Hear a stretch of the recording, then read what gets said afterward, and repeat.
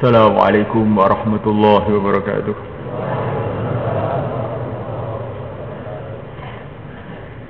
Innal hamdalillah nasta'inuhu wa nastaghfiruh wa nu'minu bihi wa natawakkalu alayhi wa na'udzu bihi min shururi anfusina min sayyiati a'malina. من يهديه الله فلا مضل له ومن يضلل فلا هادي له. أشهد أن لا إله إلا الله وحده لا شريك له وأشهد أن سيدنا ومولانا وحبيبنا محمدا عبده ورسوله.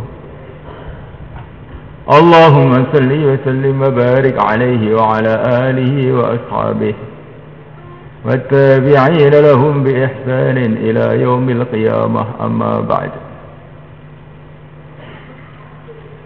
فقد قال تعالى في كتابه الكريم: إن الذين قالوا ربنا الله ثم استقاموا تتنزل عليهم الملائكة ألا تخافوا ولا تحزنوا وأبشروا بالجنة التي كنتم توعدون. نحن أولياؤكم في الحياة الدنيا وفي الآخرة ولكم فيها ما تشتهي أنفسكم ولكم فيها ما تدعون نزلا من غفور رحيم. ومن أحسن قولا ممن دعا إلى الله وعمل صالحا وقال إنني من المسلمين.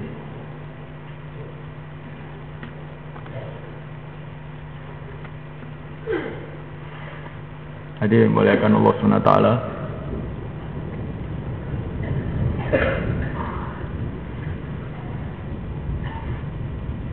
Yang berbicara usaha, yang mendengar pun usaha. Ini majelis usaha, yaitu usaha bagaimana agama secara sempurna bisa kita amalkan.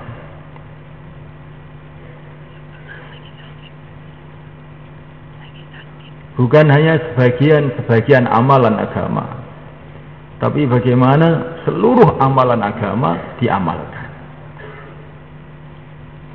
Udkhulu fis-silmi kafah, masuklah kamu dalam Islam secara keseluruhan. Begitu perintah Allah Subhanahu wa taala kepada kita. Kalau agama ini diamalkan secara sempurna, maka akan tampak barokahnya di dunia dan di akhirat. Kalau orang itu mengamalkan agama secara sempurna, disebut di dalam Al-Quran orang takwa. Orang takwa itu adalah orang yang mengamalkan agama itu secara sempurna.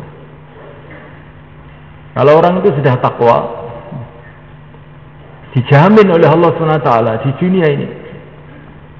Wa may yattaqillah yaj'al lahu makhraja wa yarzuqhu min haitsu la yahtasib.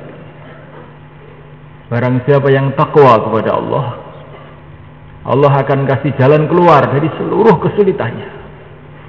Apapun kesulitan yang dihadapi, akhirnya ada jalan keluar. Dan Allah akan memberikan rizki kepada dia dari tempat yang tidak dia sangka-sangka. Lihatlah kehidupan orang-orang takwa, yaitu para nabi,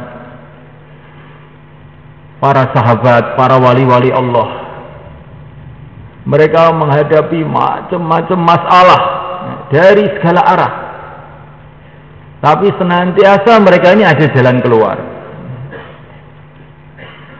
Nabiullah Ibrahim alaihissalam, masalah datang dari rajanya, datang dari masyarakatnya, datang dari keluarganya, tapi ini orang takwa, ada jalan keluar juga.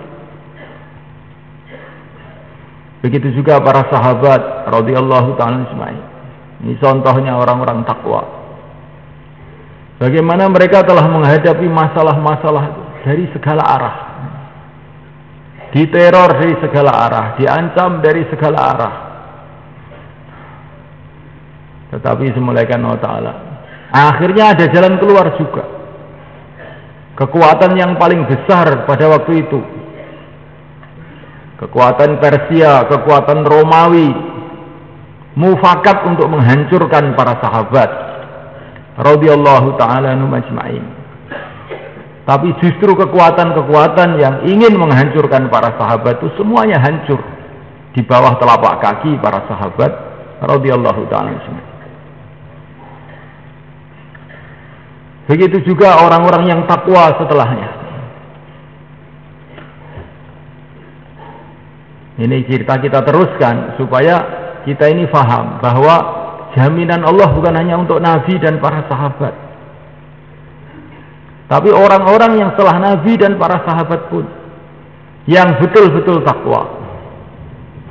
Kita punya sejarah 1400 tahun juga senantiasa mendapatkan pertolongan-pertolongan dari Allah SWT.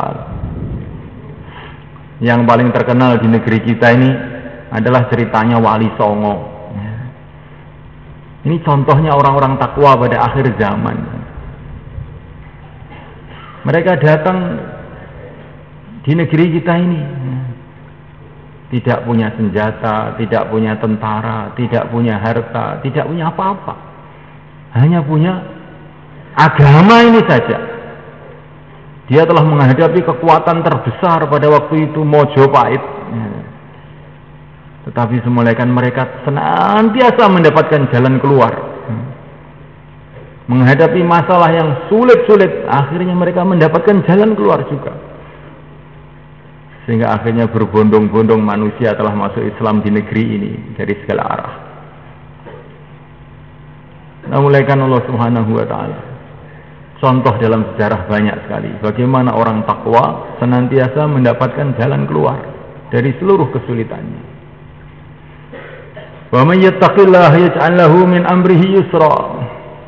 Barang siapa yang takwa kepada Allah, Allah akan memudahkan urusan-urusannya.